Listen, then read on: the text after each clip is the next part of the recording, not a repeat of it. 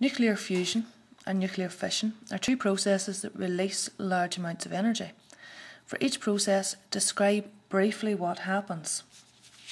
Well, fusion. To fuse means to bond together, join together. So fusion then, two light nuclei join together and release energy.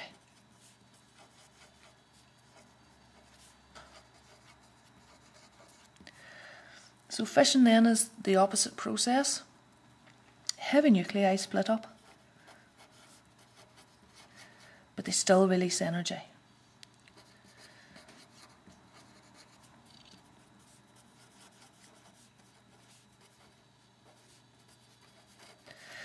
The important points there are the light nuclei joining and heavy nuclei splitting up. You must have all four elements there to be able to get the 4 marks for that question. If you simply said that nuclei join together, you would get 1 mark. If you have light nuclei joining together, you are sure of getting the 2 marks for that aspect. And again, heavy nuclei and splitting up. See part 2 then. What peaceful purpose is the energy released by nuclear fission used for? Now they're being quite particular about what answer they want there because they're identifying peaceful purpose.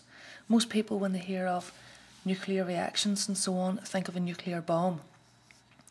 But here we're looking for a peaceful purpose, and it's in the generation of electricity.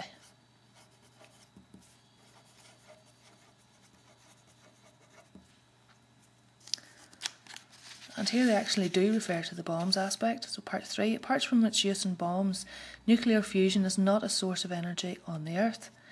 Name where it is a source of energy. 2 possible answers here. Our sun, or a more general answer, in stars.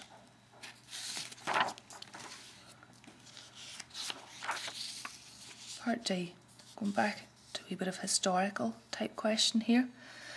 The present model of the atom pictures the nucleus as very small with electrons in orbit around it. This contrasts with the previous model of the atom, which pictures the atom as a ball of positive charge with the electrons embedded in it, known as the plum pudding model. Evidence for the present model came from firing alpha particles at a metal foil, and this was discovered by Ernest Rutherford. So the diagram shows the atoms in the metal foil, and the little grey dots are the alpha particles being fired at the foil. The alpha particles, most of them, as you can see, are passing through it. Some of them have slight deflections, and one of them is returned backwards towards the source of the beam. So, having read the diagram and analysed it, let's use the diagram to answer the questions. What happened to most of the alpha particles when they met the metal foil? They passed through. And the majority of them actually passed straight through without any kind of deflection. Part 2. What observations suggest that the nucleus was very small? Well, we can use the diagram here for this one. When we look at the diagram, we see that the atoms are all lined up close together, yet most of the particles still pass through it. Therefore, the nucleus must occupy a very small amount of space if most of the alpha particles can get straight through, completely missing the nucleus. Also, out of all of that beam, there was only 1 alpha particle that was bounced back. So a combination of those 2 facts gives us the evidence that the nucleus is very small.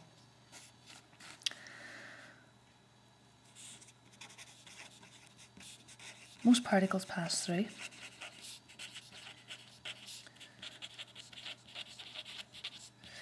Some with only small deflections.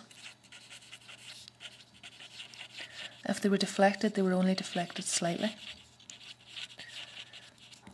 So those that didn't pass straight through had small deflections. And very few, in fact in the diagram there's only 1, so very few were deflected backwards or bounced back. So in that diagram, actually only 1 particle hit the nucleus straight on and was bounced back towards its source. The rest passed through the foil, albeit with minor deflections in some cases. The last part of the question then. What observation suggested that the nucleus had a positive charge? Well, the fact that whenever the particles come in and they're deflected away from the nucleus, alpha particles themselves are positive. So when they come close to the nucleus, they were deflected away, which would suggest that the nucleus is positive because light charges repel.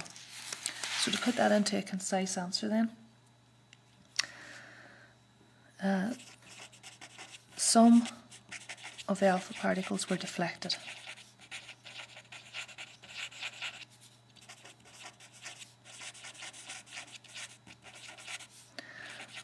And as alpha particles are positive,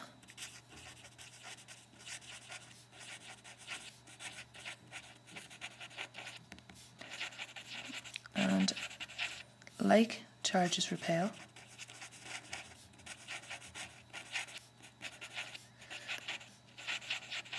the nucleus must be positive. So that covers all aspects of it. The deflection will get you a mark, and the notion that alpha particles are positive and light charges repel would get you the second mark.